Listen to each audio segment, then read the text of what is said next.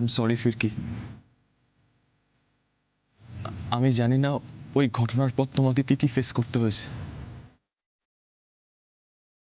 তবে আমার জীবনে একটা বড়সড় ধাক্কা আসতে চলেছে।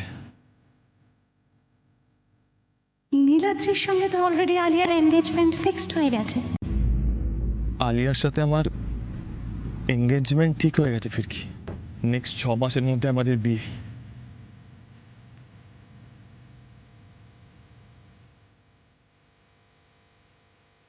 বাহ, এই তো দারুণ খবর।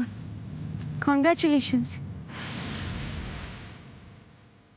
তুমি আমায় কংগ্রাচুলেট করলে? সত্যি তোমার কাছে এটা দারুণ খবর বলে মনে হচ্ছে?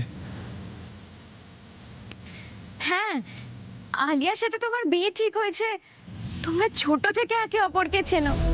পরিবারের সবাই নিশ্চয়ই খুব খুশি। এর থেকে আর খুশির খবর কি হতে পারে বলো? হতে পারে এটা তোমার কাছে খুশির খবর, কিন্তু আমার কাছে নয়। আমার কাছে তখনই খুশির খবর হতে পারত যদি আমি আলিয়াকে ভালোবাসতাম।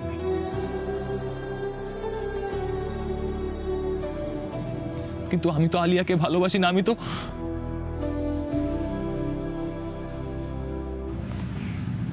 তোমায় ভালোবাসি।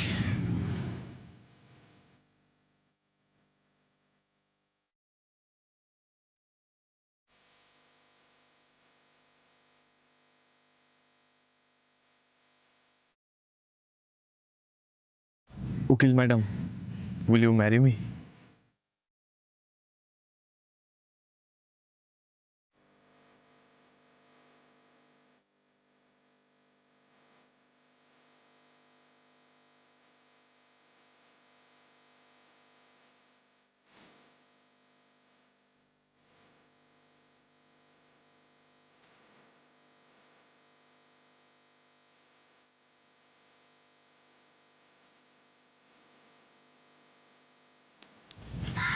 তোমার মনে আছে নীলাদ্রি, সেই ছোটবেলার কথা?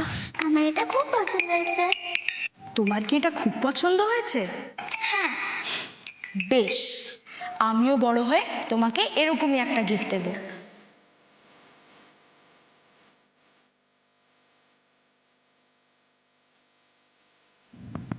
আমার সব মনে আছে ফিরকি, সব। তোমার সঙ্গে কাটানো একটা মুহূর্ত আমি ভুলিনি।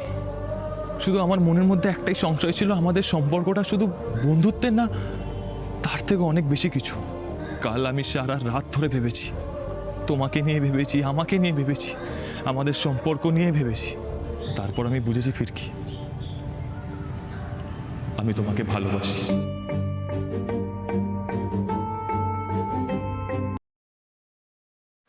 I love you. I love you more than anything.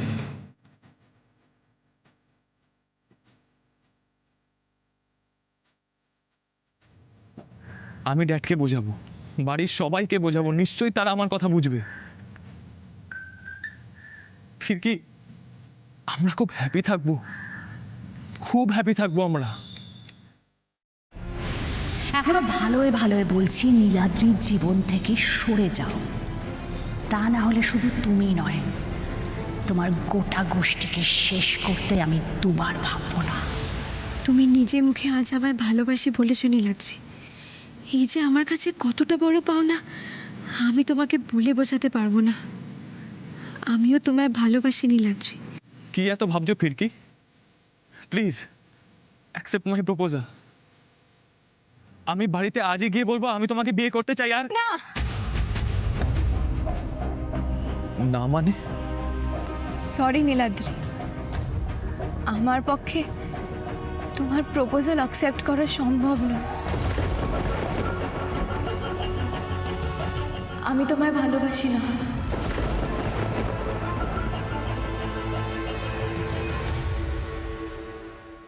বলো। ম্যাডাম, এদিকে তো কেস পুরো জন্ডিস হয়ে গেছে ম্যাডাম। মানে? ফিরকিকে যারা দেখতে এসেছিল না, তারা জানতে পেরে গেছে হিজড়ে বাড়ির মেয়ে। খুব রেগে গেছে, রেগে মেগে সব বন্ডুল করে চলে গেছে ম্যাডাম। তো তুমি ওখানে দাঁড়িয়ে দাঁড়িয়ে কি দেখছিলে? তারা এলো আর তারা বেরিয়েও গেল, আর তুমি কিছু সলভ করতে পারলে না? আমি কি করব বলুন তো ম্যাডাম, সব তো ঠিকঠাক এটা কি চলছিল? এ ফিরকি তো সব ভন্ডুল করে দিল। ফিরকি ফিরকি ফিরকি, সারাক্ষণ শুধু এই নামটাই আমি শুনে আসছি। ম্যাডাম ম্যাডাম, আর একটা কথা আছে। ফিরকি কিন্তু আজকেও নীলাদ্রির সাথে দেখা করতে গেছে ম্যাডাম। হোয়াট? এত বড় সাহস? সে ম্যাডাম, এ আমার মনে হচ্ছে এই আপনার হুমকি টুমকিতে কোনো কাজ দেয়নি, ভুল করলো খুব। রোমার চ্যাটার্জিকেও খুব হালকাভাবে নিল তো। এবারও আসল সর্বনাশটা কি হয় ওর সাথে সেটা বুঝতে পারবে। শোনো রোজি, তুমি কালই ফিরকির বিয়ের ব্যবস্থা করো। আর এইবার আমি যাকে পাঠাবো সে খালি হাতে ফিরবে না, সে ফিরকিকে বিয়ে করে তবেই ফিরবে। আর একটা কথা, সবটা আমি সেট করে দিলাম, তারপরেও যদি কোনো গন্ডগোল এবার হয়েছে তাহলে তোমার কপালেও কিন্তু অশেষ দুঃখ আছে, মনে রেখো কথাটা। আমি মানি না ফিরকি, আমি মানি না। তুমি যেটা বলছো সেটা হতে পারে না। তুমি আমাকে ভালোবাসো না সেটা আমি বিশ্বাস করি না। কেন এরম করছো ফিরকি? কেন আমাকে বুঝতে পারছো না? ও, তুমি আমার পরীক্ষা নিচ্ছ, টেস্ট করছো তো? করো, আমি রাজি আছি পরীক্ষা দিতে। বলো আর কি কি পরীক্ষা নিতে চাও বলো। তুমি শান্ত হও নীলাদ্রি, আমি তোমার কোনো পরীক্ষা নিচ্ছি না। আমি যা বলেছি খুব ভেবেচিন্তেই বলেছি। তুমি আমাদের বন্ধুত্বর ভুল মানে করছো। আমি তোমার ভালো বন্ধু হতে পারি, কিন্তু তোমার প্রতি কোনোদিনই আমার এরকম কোনো ফিলিংসই ছিল না। কোনো ফিলিংস ছিল না? তাহলে 12 বছর পর সেদিন কেন আমার ফেরার অপেক্ষা দাঁড়িয়েছিলে তুমি? কেন আমাকে দেখে এত খুশি হয়েছিলে? নিজের মনকে একবার প্রশ্ন করে দেখো তো, এগুলো কি শুধুই বন্ধুত্ব? হ্যাঁ, বন্ধুত্ব, শুধুই বন্ধুত্ব। শোনো, ঠান্ডা মাথায় আমার কথাটা শোনো। আলিয়ার মতো জীবন সঙ্গিনী তুমি পাবে না। তোমাদের স্টেটাস, ক্লাস সব কিছুই মেলে। আর সবচেয়ে বড় কথা, তুমি যদি আলিয়াকে বিয়ে করো তোমাদের বাড়ির সবাই খুব খুশি হবে। তুমি তো সারা জীবন তোমার পরিবারের খুশিই চেয়ে এসছো, তাই না? তাহলে আজ এই বিয়েতে কেন মত দিচ্ছ না? পরিবারের খুশির কথা সবসময় আমি ভেবেছি, তা বলে নিজেকে কেন কষ্ট দেবো আমি? আর আমি তো বিশ্বাসই করতে পারছি না এটা নিয়ে তুমি আমাকে কনভিন্স করছো। না ফিরকি, তুমি যতই যাই বলো, আমি জানি এটা তোমার মনের কথা নয়, হতেই পারে না। এতটা ভুল আমি তোমায় চিনি না ফিরকি। নিশ্চয়ই তুমি আমার কাছ থেকে কিছু আড়াল করছো। সত্যি করে বলো তো ফিরকি, কি হয়েছে? বলো না ফিরকি, তুমিও আমায় ভালোবাসো, বলো না। আমি সব ঠিক করে দেবো ফিরকি। দরকার হলে সবাইকে ছেড়ে আমি তোমার কাছে চলে আসবো ফিরকি।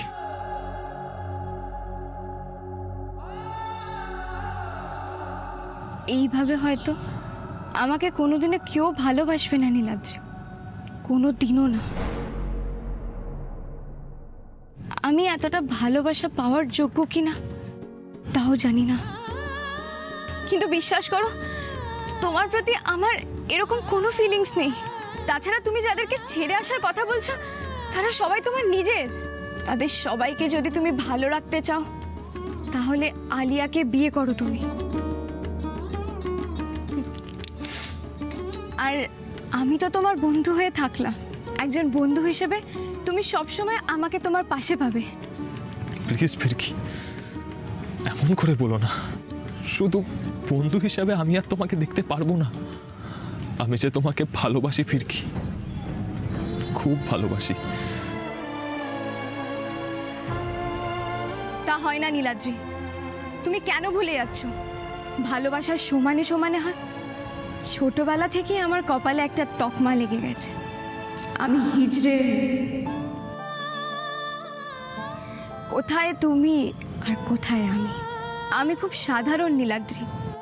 প্রতি মুহূর্তে আমাদের কঠিন বাস্তবের মুখোমুখি হতে হয়।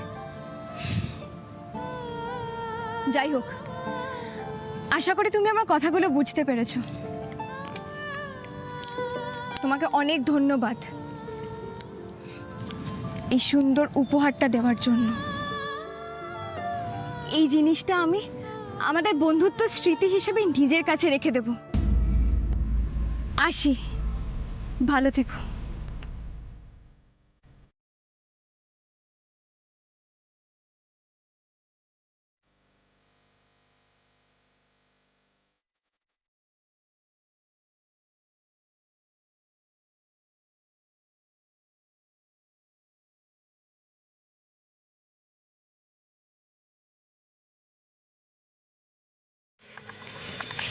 এই নাও তোমার চা।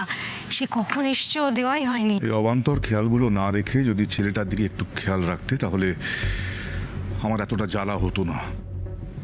চা দিতে এসেছে। দাঁড়াও।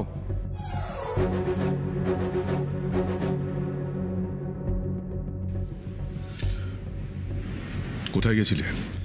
সর্বনাশ, ভাস্কর তো রেগে আছে কেন? আজ আবার কি অশান্তি হবে ঈশ্বর। একটা ইম্পর্টেন্ট কাজে গেছিলাম। ওয়ান্ডারফুল। আজকাল মিথ্যে কথাও বলতে শিখে গেছো।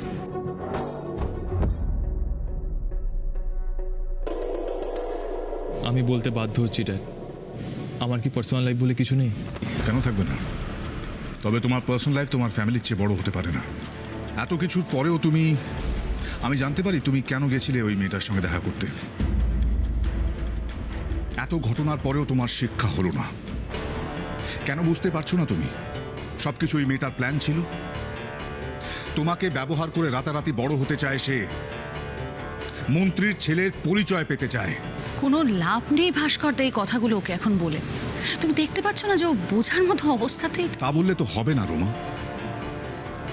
কেউ যদি ওকে নিয়ে রাজনীতি করতে চায়, পলিটিক্স করতে চায়, নিজের স্বার্থ গোছাতে চায়, সেটা ওকে বুঝতে হবে।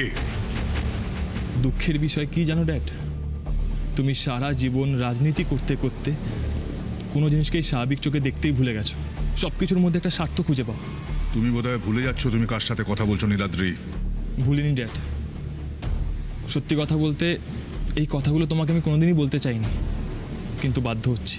কারণ তোমারও জানা দরকার সকাল বিকেল যেই মেয়েটাকে তোমরা হিজড়ের মেয়ে বলো, তার আত্মসম্মান মূল্যবোধ তোমাদের থেকে অনেক বড়। ইয়েস ড্যাড, আই রিপিট, ওর আত্মসম্মানের সামনে আমরা কেউ দাঁড়াতে পারবো না। আমি হ্যাঁ না বলার আগে সে আমাকে আজ রিজেক্ট করেছে।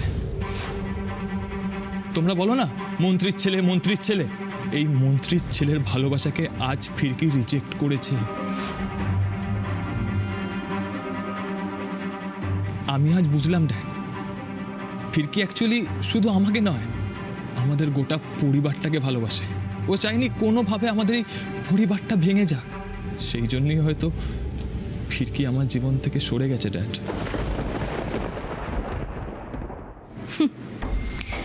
অত কিছু নয় নীলাদ্রি, আসলে ওষুধে কাজ হয়েছে। এরপরেও তুমি বলবে ড্যাড যা ঘটেছিল সব ফিরকির প্ল্যান? কি বলবো না বলবো সেটা পরের কথা। একটা কথা পরিষ্কার জেনে নাও নীলাদ্রি, ওই মেয়েটাকে আমি এক বিন্দু বিশ্বাস করি না। She can do anything.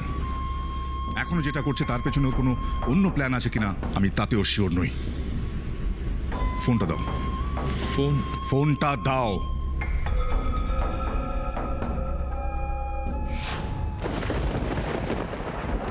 কাল তোমার এনগেজমেন্ট। দেখো নীলাদ্রি, বিদেশ থেকে ফেরার পর আমি তোমার সমস্ত কথা শুনেছি। তোমার কথায় এই বাড়ির নিয়ম বদলেছি। তোমার কথায় ওই হিজড়েগুলোদের এনজিও বানিয়ে দেব বলেছি। এবার তুমি আমার কথা শুনবে। যতক্ষণ তোমার এনগেজমেন্ট কমপ্লিট না হয়ে যাচ্ছে, মিটে না যাচ্ছে, ততক্ষণ তোমার এই ফোন রোমার কাছে থাকবে। আর তুমিও এই বাড়ির বাইরে বেরোবে না।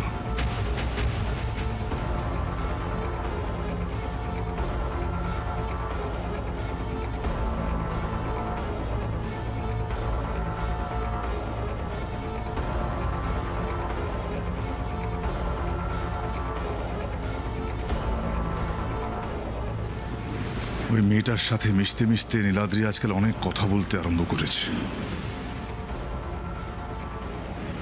6 মাস নয় রোমা, এনগেজমেন্টের 2 দিনের মধ্যে আমি নীলাদ্রি আর আলিয়ার বিয়ে দেব। নীলাদ্রি বোধহয় ভুলে গেছে আমি ওর বাবা। রোমা, ওদের বিয়ের ব্যবস্থা করে রেখো। I love you more than anything. আমাকে ক্ষমা করো নীলাদ্রি। আমি জানি না তোমার মতো করে কেউ কোনোদিনও আমায় ভালোবাসতে পারবে কি না, তবু আজ তোমাকে ফিরিয়ে দেওয়া ছাড়া আমার যে কোনো উপায় ছিল না। আলিয়ার সাথে আমার এনগেজমেন্ট ঠিক হয়ে গেছে ফিরকি। বাহ, এই তো দারুণ খবর, কনগ্রাচুলেশনস। ফিরকি কি সত্যি আমাকে শুধু বন্ধু হিসেবে এতদিন দেখেছে? ও সত্যি খুশি হয়েছে আমার সাথে আলিয়ার এনগেজমেন্টের কথা শুনে? ফিরকি আজ এরকম অস্বাভাবিকভাবে কথা বলছিল কেন?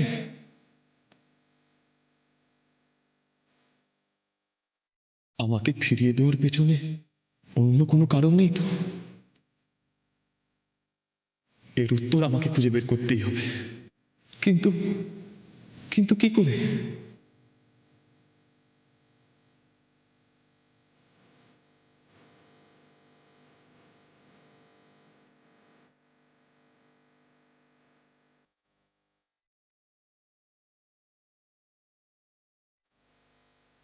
উকিল madam, will you marry me?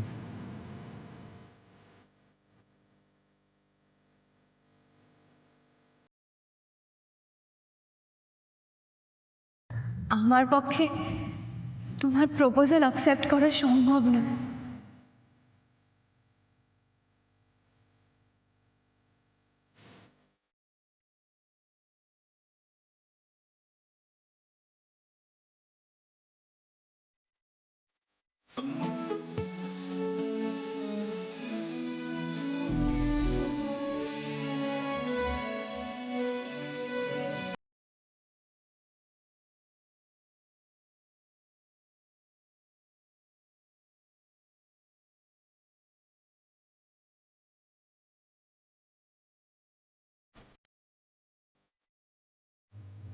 এই জিনিসটা আমি আমাদের বন্ধুত্ব স্মৃতি হিসেবে নিজের কাছে রেখে দেব।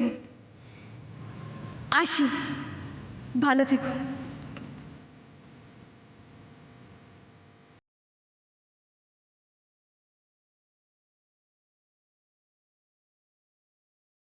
तुम याद नहीं हमको, हम याद বলো না ফিরকি, তুমিও আমায় ভালোবাসো, বলো না। সরি নীলাদ্রি।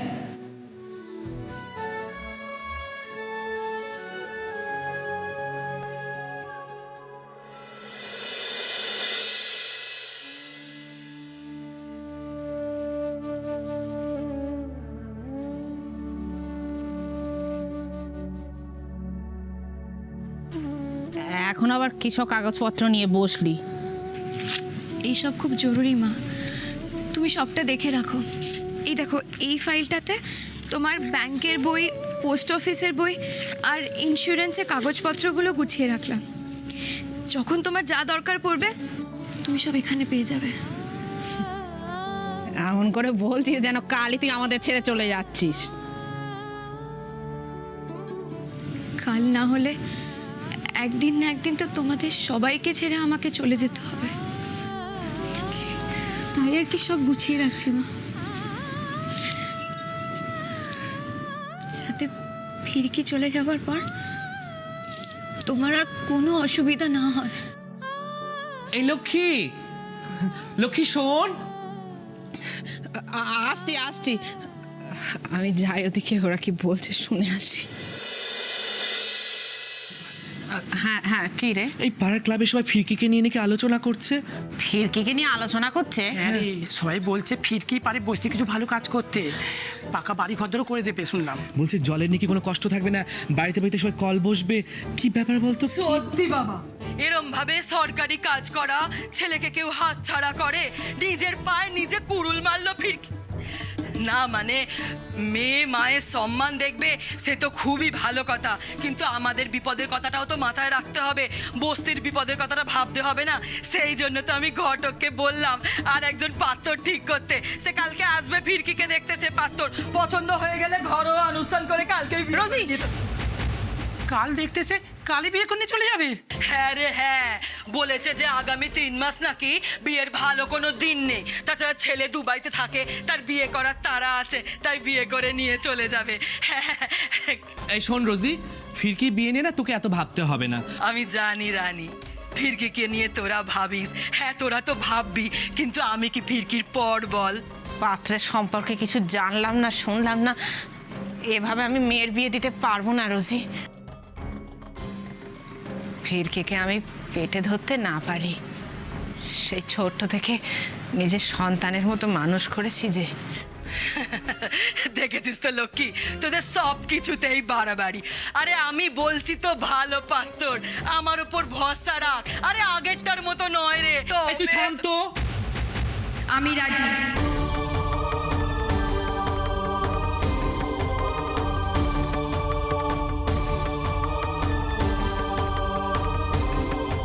এই বিয়েতে আমি রাজি।